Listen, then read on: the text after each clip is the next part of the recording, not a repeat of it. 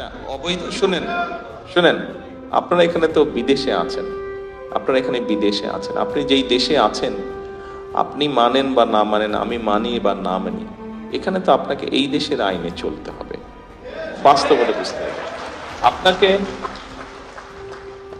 আপনি আবদার ধরলে তো চলবে না, আমাদেরকে তো এই দেশের আইনে চলতে হবে, তাই না?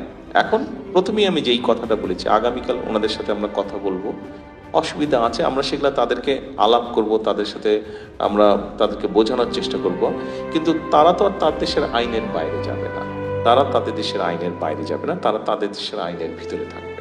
সেই আইনের ভিতরে থেকে যতটুকু আমরা আমাদের প্রবাসীদের জন্য সুবিধা আদায় করতে পারি বা সুবিধা তৈরি করতে পারি, আমরা সেটা অবশ্যই করব।